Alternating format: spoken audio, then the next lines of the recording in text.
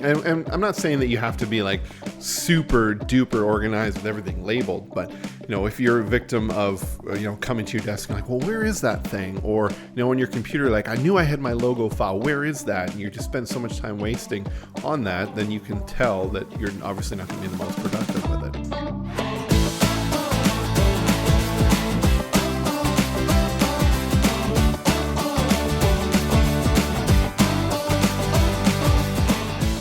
And we're back with another episode of the Content Amplification Podcast. We're going to be talking today about the importance of organization, not only in your business, but in the marketing that you do. I'm a strong believer that if you're disorganized or your workspace is disorganized, your files are disorganized, you're not as productive. Would you agree? Absolutely. Yeah, it's the exact same thing with me. And I mean, even before I go to bed at night, if my room is a mess, your brain is just reflecting that space, right? So when you think about your business and all the tasks you have to do, if you're not organized, then your brain's going to be messy. Mm-hmm. And I'm not saying that you have to be like super duper organized with everything labeled, but if you're a victim of, coming to your desk and like, well, where is that thing? Or, on your computer, like, I knew I had my logo file, where is that? And you just spend so much time wasting on that, then you can tell that you're obviously not going to be the most productive with it. Yeah, exactly. And I mean, in my life at least, and I'm sure you'd probably agree with it, the best way to be organized is to have systems that you follow consistently, whether it be file organization on your computer, having a system that you're following, your to-do list, having a system that you follow consistently is what I have found to be the only way to stay organized and, be consistently organized. Mm-hmm. And it's going to take a little bit of time and effort and repeated doing of that to really get in that habit of doing it. And you mentioned file organization.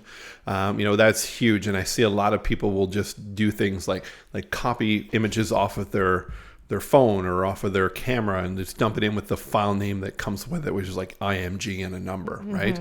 And then the reason that it'd be important to actually use something like a file renaming tool that you can actually put the project name on there is that's how your computer searches for things. So if you do a search, whether you're on Apple or PC, and you search for this project name, if the file name isn't that, it won't even know, right, that's what it is. So having that habit of renaming your files, proper folder structures. We use Google a lot. So we have Google Drives and, you've set them up for client accounts where you're going in and putting proper folders in there for the different elements. So, the best, I think, example of that would be show your naming structure, your file structure to someone who doesn't know your business and say, does this make sense to you? Yeah, definitely. And I mean, that's what I've done with you and even honestly with clients. I don't necessarily ask them, does this make sense? But I explain my system. And if they're like, oh yeah, okay, makes sense, then I'm like, okay, that little bit of reassurance. And I mean, something you said just at the beginning of that was that, it can take a little bit of time and effort initially, which is huge, right? Because people, the reason why they're not organized is because when they first started, they didn't see that as important. Because when you first start a new project or whatever it might be, it doesn't seem as important. But then 2 months down the road, when you have files that aren't named, when you don't know what's going on, you don't know what's left on your to-do list, it's just all in your head and you have no way to look at it outside, that's when it becomes a big issue. So taking that time at the beginning, or, if you're already too deep in, taking that time to restructure everything and make it organized is really what will help you succeed. Now, you were able to develop your own system for your to-dos using, our Trello system, which we use for projects. And I actually liked the easy way that you did it, that I'm starting to do that instead of just, making different cards for it. So if you're not familiar with Trello, basically it's a Kanban style board system. You make little cards and elements, but you use the checklist feature. Tell us what you've done and why you do it and how it's actually working for you. Yeah. So I've always been a big checklist person, having my to-do list, but when you make a to-do list of a project, it can feel very overwhelming. So I like to break it down into parts. And the way that I do that, the simplest way, I just do it by day, right? So what specific aspect of this project do I need to get done today? And write that down. And when I finish it, give it a check. every single little task that comes out throughout my day, writing that down and having a space for it so it doesn't just leave my mind and I forget about it, but also that feeling of accomplishment, right? So, yeah, I just kind of took the approach of having a checklist per day, and, I get to see what it is I'm accomplishing throughout the day, how much stuff is realistic, and then, what's left over, because let's be honest, I don't finish everything in my to-do list every day. I just copy that checklist and move it to the next day, and then I can add on whatever is left. And, I am guilty of not doing this, but, something that I try my best to do at the end of the day is go through my checklist and have tomorrow's checklist ready to go. Yeah, and there's something to be said about just offloading that from your brain and having it there, and then be able to clearly focus on the tasks at hand that you're doing, and not be like, oh, I got to remember to do this, because that takes energy, and you will forget other things. So just having a system to write it down. It doesn't have to be Trello. It could be, a notepad, right? And but have a system, whatever's not done there before you leave for the day, you copy that to a new page for the next day, so it's there. Yeah, and I mean, the good thing with having it all written out too, and especially in Trello, is you can easily prioritize, right? So what I like to do at the beginning of the day or the end of the day, depending on when I make my list, is actually organize it in the order that I want to have it done. So those things that absolutely have to be done, having, even if you're writing your checklist on paper, writing a due date by it and saying, like, what time do I want to get this done? Or what time does it need to be done? And organizing it in that sense makes it a lot more doable and a lot more kind of categorized and clearer in your head of what needs to be done and when. Yeah, for sure. And one of the things I want to kind of get back to is organizing your workspace. Several years ago, I had a friend who had a sleep apnea clinic, and one of the things she would have is these tons of files that she had to do the paperwork for. And we know how much everybody loves to do paperwork. So she would procrastinate, and it would just build up on her desk. And then when she sat down to do it, she was saying, I just can't focus. I can't get it done. And I said, why don't you take that whole stack off and just put it behind you on the floor somewhere else, and just bring one at a time over to your clean desk. And I threw that idea out there, and she started doing that.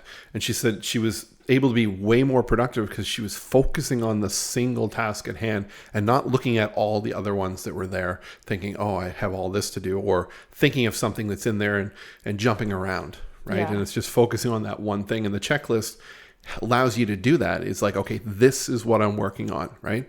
I'm not working on the whole list. I'm working on one thing at a time. Yeah, exactly. And I mean, there is that sense of satisfaction as you cross something off, but there's also that actual physical representation of, okay, moving on. Right. And, what's the next thing? What's the next thing? What's the next thing?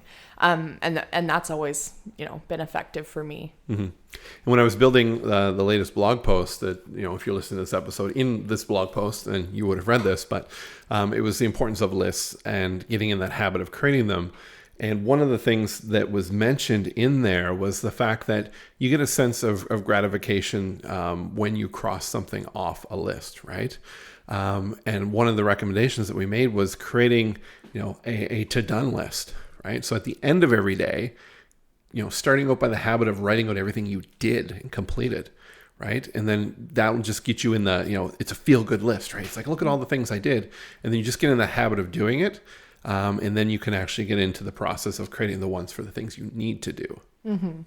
Yeah, definitely. Now I do want to ask you, because, separating it from like the day-to-day, like personal, simple to-do lists, how do you go about organizing your business to-dos, right? So, you've said time and time again, you're an ideas guy, and you have all these different projects on the go and all these different clients, and there's just so many different aspects to your business. So how do you categorize that and then stay organized in that sense? If there's been a system out there to do it, I've tried it. I've been through the process of putting a huge whiteboard on the wall and having Post-it notes and doing that. And, there's studies that prove that you can't actually focus on more than 3 things at a time, right? Or have that mind space for it. So I had that process of doing that, and it worked really well. And then I moved into other systems like, Trello, to checklist systems, to apps and all that kind of thing. And for me, what actually works well is, a notepad, right? Having a notepad on the desk. And that is to write it down when I think of it. And then at the end of the day, if I haven't completed that, then it goes into the Trello card for the next day. And then I start to work from that. And as things come up, it's just easy to write it down right away. As to what ones I'm going to work on, it's coming down to, the deadlines. When do they need to be done, right? Obviously, there are some tasks and projects that are more important. And then, working on those first. And then I've went to using my calendar. So I used to put, what I'm going to work on, which project in the calendar. So I know, today I'm working on this client or that client. So I kind of have a hybrid approach for both. And I don't think anybody can truly say, okay, this is the number one system that's going to work for everyone. You got to pick what's going to work for you. You have a system that works for you. I have one that works for me. And if you're listening, you probably will develop one that works for you. Yeah, absolutely. And I mean, just touching on what you said, having that notepad like easily accessible, I think that's one of the biggest things for me. I used to be a notepad person, but since the Trello thing, I've kind of switched over. And, as simple as it may sound, just having my tabs open all day so it's convenient for me is what has like hands down helped me the most. So, I have my calendar open, I have my email open, and I have my Trello board open at all times throughout the day. So if I think of that thing that I have to do really quickly, or I'm going through my email and I'm like, oh, I have to do that, flip over to my, Trello board super quickly, type it up, and it's ready to go. Same thing with the calendar. If I'm like, oh shoot, I have a deadline, just flip over to that really quickly, and I'm able to put it in, and it takes that kind of mental pressure off to remember it. Because you have it written down and you have it where it needs to be and where you're going to be to check it and make sure it's done on time. Yeah. I mean, I'm the worst for those squirrel moments. I'm working on something and an idea will pop in my head, or I should do this for this person. So it's just easy to write it down than actually, for me, switching out of the program I'm in to visibly have something different, right? So the notepad's there, I write it down, and I continue on, right, that way. So just choose what's going to work for you. But I mean, the key takeaway from this is, if you feel disorganized, you feel like, okay, I'm just spinning my wheels, right? There's something there that's causing that. And it might just be, as silly as it sounds, rearranging your workspace, right? Turning your desk, cleaning it, doing that kind of stuff kind of revigorates and gives you kind of a fresh start to that and starting to get reorganized. Yeah, absolutely. And I mean, I think the two big takeaways here are, making sure you're sticking to a system, but also making sure that system is, specific to you, but also easy to implement and convenient. Because if it's not convenient and it's not realistic, then you're not going to stick to it and you're not going to, be consistent with it. Because if it's a pain in the butt, you're not going to want to stay organized that way. So you have to kind of play around, find your solution that works for you specifically and makes the most sense for your lifestyle and the way that you choose to work, and then just make sure you make it a habit and include it in your routine. Yeah, and the reason I like Trello, for one, it's free. You can get a paid upgrade for other stuff, but for most people, the free version works really well. You can access it on your desktop, download the program to your computer, and you can get it on your mobile phone. So, you're not stuck with just a mobile app, to-do list where then you have to have your phone with you every time you're on your computer. This is all cloud-based and very easy to use.